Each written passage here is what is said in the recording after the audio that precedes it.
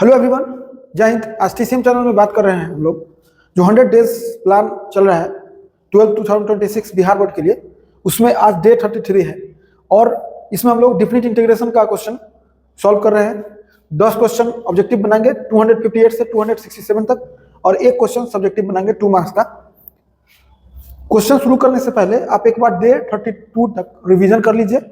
जैसे सिखाया हुआ है कि क्वेश्चन को आपको लिखना है अपने से, ये नहीं कि ऐसे देखना नहीं, केवल लिखना है और उसका क्वेश्चन और जो ऑप्शन है लिखना है, उसमें जो टिक करते हैं उसको हाइलाइटर से हाईलाइट करना है ताकि रिवीजन करने में बहुत फास्ट हो। चूंकि अब 32 डे का रिवीजन करने में आप स्पीड में आपको देखना पड़ेगा, रुकेंगे उसी क्वेश्चन पर जिसमें दिक्कत है। और हमको 100 मार्क्स लाना है, मैथ में एक बार सोचना है, तो सब्जेक्टिव और ऑब्जेक्टिव दोनों ठीक होना चाहिए। तो इसलिए रिवीजन जरूरी है। डेली रिवीजन करके तभी इसको बनाइए। रिवीजन में स्पीड रखिएगा, एकदम जो एकदम इजी लगता है उसको सीधे देखते चले जाइए। तो चलिए आज का शुरू करते हैं। पहला क्वेश्चन, ये जो क्वेश्चन है वो डिफिनिट इंटीग्रेशन के डायरेक्ट प्रॉपर्टी पे है। जो प्रॉपर्टी याद अगर होगा, ए से बी एफ dx तो होता है ए से बी, ये लिखाता है ए से बी ही लिखाता है और अंदर में लिखाता है एक्स की जगह a plus b minus x dx, दोनों को ऐड करके माइनस एक्स। तो देखिए a plus b minus x कौन है, तो ऑप्शन बी है, यही आंसर हो गया।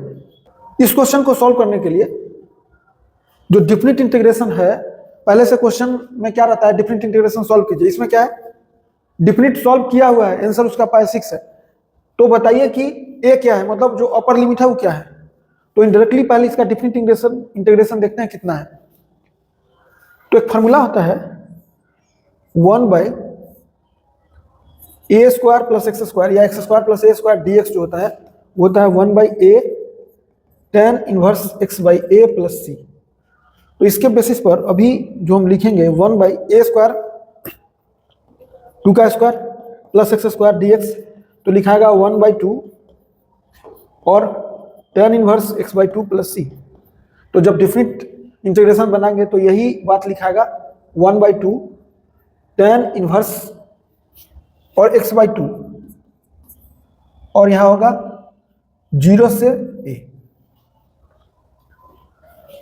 और इसका वैल्यू दिया हुआ है पाई 6। तो लिखाएगा हाफ, बाहर आ गया और एक बार x के जगह a रखाएगा तो tan inverse a by 2 minus tan inverse 0/2 मतलब 0। tan इनवर्स 0 जो होता है वो 0 के बराबर होता है। 2 से ये 3 टाइम कैंसिल हुआ, बचा कितना, इधर बचा tan इनवर्स a बाई 2 और माइनस tan 0 तो 0 होता है तो खत्म हो गया, ये बचा पाई बाई 3। यानी कोई पूछा कि a बाई 2 कितना होगा भाई, तो tan pi by 3, tan pi by 3 √3 होता है, ये √3 होता है और यहाँ a का यहाँ जो अपॉन 2 है इधर जाएगा तो a कितना हो गया 2√3।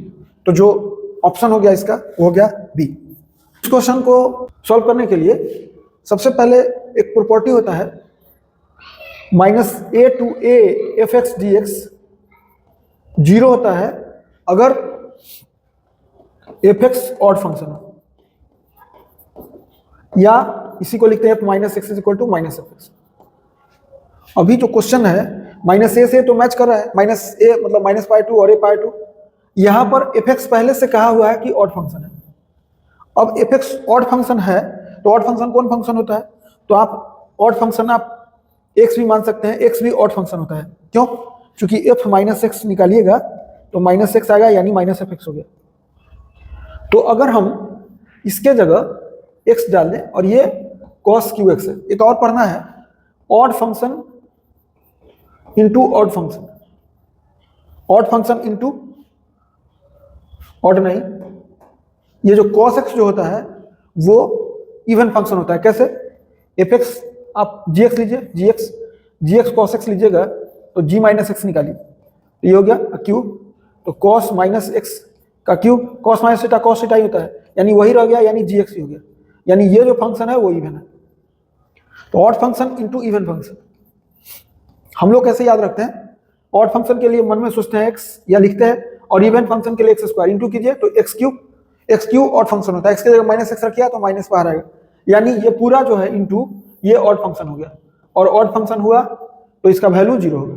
तो आंसर इसका हो गया ऑप्शन ए। ये सीबीएसई का पूछा हुआ क्वेश्चन है, इसके पीछे भी सीबीएसई का पूछा हुआ क्वेश्चन था। इस क्वेश्चन को सॉल्व करने के लिए हम लोग क्या करते हैं, एक प्रॉपर्टी होता है डिफरेंट इंटीग्रेशन में 0 to a f x d x, वो होता है 0 to a F A minus x, x के जगह, यानी यहां तो a के जगह पाई 2 है, तो जो x है वो लिखाएगा यहां क्या, पाई 2 माइनस एक्स। तो अभी हम क्या करते हैं, अगर इसको हम i माने तो i मेरा लिखाएगा 0 to पाई 2 और साइन पाई 2 माइनस एक्स।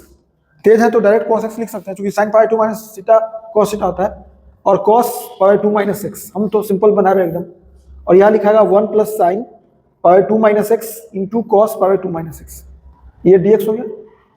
इसको लिख सकते हैं आप 0 to pi 2 sine pi 2 minus x जो है वो cos x हो जाएगा, और ये साइन x हो जाएगा, और डिनोमिनेटर में 1 प्लस साइन की जगह cos और cos की जगह साइन, और dx तो यहाँ रहेगा। अब ये i जो हो गया ये दूसरा हो गया, और ये पहला इसको इक्वेशन हम लोग मानते हैं। 1 प्लस 2 अगर आप ऐड करते हैं तो हो जाएगा 2i is equal to, limit तो सेम है तो 0 से पाई 2 होगा, और डिनोमिनेटर दोनों का ऐड कीजिएगा तो डिनोमिनेटर सेम है तो एलसीएम सेम, यानी sine x plus cos into cos x हो गया। न्यूमरेटर में क्या होगा, न्यूमरेटर में लिखाएगा उसका sine x minus cos x, इसका लिखाएगा cos x minus sine x, ये हो गया dx। आप जानते हैं कि ये पूरा कैंसिल आउट हो गया, यानी फाइनली क्या हो गया 0, 2i इक्वल टू 0, तो i बराबर कितना हुआ 0। तो इसका जो इंटीग्रेशन हो गया डेफिनेट वो हो गया ऑप्शन बी। देखिए इस क्वेश्चन को सॉल्व करने के लिए डिफरेंट इंटीग्रेशन पहले सॉल्व करेंगे एलएचएस, और फिर इसको सॉल्व करेंगे, दोनों को इक्वल कर देंगे। एक ऑप्शन ही है आपके पास, दूसरा ऑप्शन रहता है कि क्या प्रॉपर्टी यूज कर सकते हैं आप। तो सबसे बेस्ट रहेगा आपको कि दोनों का डिफरेंट इंटीग्रेशन निकाल लीजिए, इक्वल करा दीजिए, अच्छा रहेगा। तो चलिए इसका पहले तो कांस्टेंट बाहर है, और e to the power 2x का इंटीग्रेशन इंडिफिनिट होगा e to the power 2x by 2, क्योंकि 2 जो है x का कोफिशिएंट है उससे डिवाइड होगा, और यहाँ पर 0 से 2 लिखाएगा। इसका इंटीग्रेशन, इसका e to the power x का integration e to the power x होता है, और यहाँ लिखाएगा 0 से a, 2 से 2 कैंसिल हो गया। अब e to the power 2x में x की जगह 2 डालेगा तो 4 होगा, minus e to the power x की जगह 0 डालेंगे, is equal to e to the power a minus e to the power 0। तो लिख सकते हैं इसको e to the power 4 minus 1 e to the power a minus 1, minus 1 cancel, बचा कितना e to the power 4 is equal to e to the power a, base same है तो power same होगा, यानी a two is equal to 4। तो option हो गया सी। अब जानते हैं कि साइन माइनस थीटा जो होता है वो माइनस साइन थीटा होता है, तो हम इसको लिख सकते हैं माइनस साइन एक्स dx। अभी एक बात और जान लीजिए, प्रॉपर्टी होता है डिफरेंट इंटीग्रेशन का, माइनस a से a f x d x जो है वो 0 के बराबर होता है अगर एफ एक्स ऑड फंक्शन हो, ऑड फंक्शन हो, चाहे इसी को बोलते हैं एफ माइनस एक्स बराबर माइनस एफ एक्स। यहाँ जो साइन एक्स है, साइन एक्स है जो यहाँ लिखा हुआ वो ऑड फंक्शन है, sine minus x minus sine x होगा, और माइनस एफ एक्स हो गया, यानी ऑड फंक्शन हो गया, और ऑड फंक्शन होने पर इसका वैल्यू 0 होता है। तो जो ऑप्शन हो गया इसमें, वो ऑप्शन तो नहीं है, इसी को बनाते हैं, तो ऑप्शन हो गया। देखिए इस क्वेश्चन को सॉल्व करने के लिए हम लोगों को एक प्रॉपर्टी आना चाहिए, क्या कि माइनस a से a, यहां जो भी रहे नंबर इसका यहां माइनस में होना चाहिए, और एफ एक्स डी एक्स अगर हो तो ये 0 होता है कब, जब f minus f x is equal to minus f x हो जाता है।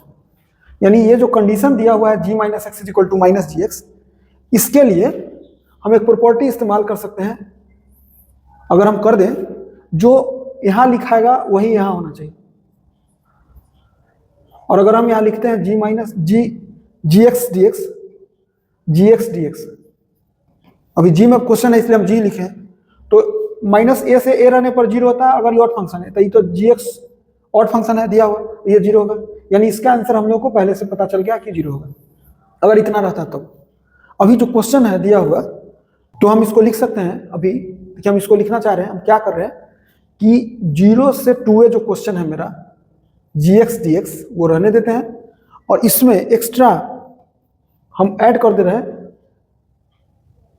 -2a से 0 dx, ये एक्स्ट्रा ऐड किए और यही सब्ट्रैक्ट कर दिए, तो कोई फर्क पड़ेगा नहीं, क्योंकि हमको क्वेश्चन ओरिजिनल इतना ही है, इसमें हम एक्स्ट्रा ऐड किए और सब्ट्रैक्ट किए। अब जो प्रॉपर्टी है डेफिनेट इंटीग्रेशन का, -2a से 0 है, फिर 0 से 2a है, तो लिमिट जो होता है वो -2a से 2a हो जाता है। ये हो गया इसका, और ये अभी ऑलरेडी है -2a से 0 dx, ये बचा हुआ है। अभी पढ़े हैं कि -a से a रहे चाहे -2a से 2a रहे, अगर g - x ऑड फंक्शन है तो ये 0 होगा, तो इसका वैल्यू हम आराम से लिख सकते हैं 0, और यहाँ आया -2a से 0 dx। तो फाइनल आंसर कितना आ गया? -2a से 0, अब बाहर -gx, तो ऑप्शन इसका कौन हो गया? डी। देखिए, इस क्वेश्चन को बनाने के लिए ये डायरेक्ट प्रॉपर्टी है कि इसमें दो यूज होता है, -a से a fx dx है, वो 0 होता है कब? जब f - x बराबर -fx होता है, ऑड फंक्शन हो तब, और दुगना होता है 0 से a fx dx कब? जब f - x fx हो जाए। तो अभी क्वेश्चन ये पूछा गया है, यानी f - x is equal to -fx, तो ऑप्शन हो गया बी। पूछा है कि the value of definite integration है, ये 0 से 3 लिमिट है, तो हम क्या करते हैं ऐसा क्वेश्चन बनाने के लिए, अभी इनडिफिनिट इंटीग्रेशन इसका हम सॉल्व कर लेते हैं। इनडिफिनिट सॉल्व करने के लिए आपको ये आना चाहिए dx अपॉन √a² - x² का इंटीग्रेशन आना चाहिए, स्पेशली होता है, ये लिखाता है sine inverse x/a plus c। तो यहाँ पे dx/√a² मतलब 3 का स्क्वायर, 9 है तो 3 का स्क्वायर कर दिए, अब -x² dx, तो होगा आंसर कितना होगा इसका? Sine inverse x/3 plus c। तो यहाँ पे अंदर लिखाएगा साइन इनवर्स x/3, c तो लिखाता नहीं है, और 0 से 3, आप x की जगह लिमिट एक बार 3 डालिए, तो लिखाएगा sine inverse 3/3 minus sine inverse 0, sine inverse 3/3 मतलब साइन इनवर्स 1, और ये तो 0 हो गया, साइन इनवर्स 1 जो होता है वो π/2 होता है, तो ऑप्शन इसका हो गया डी। देखिए, इस क्वेश्चन को सॉल्व करने के लिए डिफिनिट इंटीग्रेशन में अगर मॉड लगा हुआ है तो रूल होता है कि मॉड के अंदर का जो है एक्सप्रेशन, उसका साइन स्कीम ड्रॉ करेंगे, इन द सेंस कि 0 से पहले, आप जानते हैं कि 0 से पहले निगेटिव होता है और ये पॉजिटिव होता है। ये इंडिकेट कर दिया कि -1 से 0, अभी चूंकि -1 से 1 तक है, तो हम इधर -1 ले रहे हैं, और 1 यानी -1 से 0 में x मॉड से बाहर निकलेगा लेकिन माइनस लगेगा और dx होगा। अब फिर 0 से 1 में मॉड से बाहर निकलेगा तो वही रह जाएगा। मॉडुलस का नियम है कि वही होता है कब? जब 0 से बड़ा या बराबर हो, और -x कब होता है? जब 0 से छोटा या बराबर। उसी प्रॉपर्टी का इस्तेमाल किए, ये माइनस बाहर चला गया, x dx का इंटीग्रेशन x² 2 होगा, और लिमिट जो है यहाँ -1 से 0 होगा, और इसका x² 2 होगा x dx का, लेकिन लिमिट इसका 0 से 1 होगा। यहाँ पे माइनस तो बाहर से है, अब एक बार 0 रखेंगे तो 0 माइनस x की जगह -1 स्क्वायर करने से प्लस हो जाएगा, तो -½ प्लस x की जगह 1 रखिए तो ½ -0, तो यहाँ हो गया ½ और +½ यानी वैल्यू टोटल हो गया 1, तो ऑप्शन हो गया इसका सी। तो 10 ऑब्जेक्टिव खत्म हो गया। अब एक क्वेश्चन सब्जेक्टिव बात करते हैं। लिखेंगे यहाँ सबसे पहले सॉल्यूशन और 55 हो गया। अब लिखेंगे let I is equal to a to b log x square है और अपॉन x dx है। ये ओरिजिनल क्वेश्चन है। इसको बनाने का दो तरीका होता है। एक तरीका है कि इंडिफिनिट से आप स्पेशली सॉल्व कर लीजिए और तब डिफिनिट सॉल्व कीजिए, और एक उपाय है कि इसी में मानिए सब्स्टिट्यूशन मेथड कीजिए और लिमिट चेंज कर दीजिए। तो हम लोग वही करते हैं, वही बनाते हैं। लिखेंगे हेयर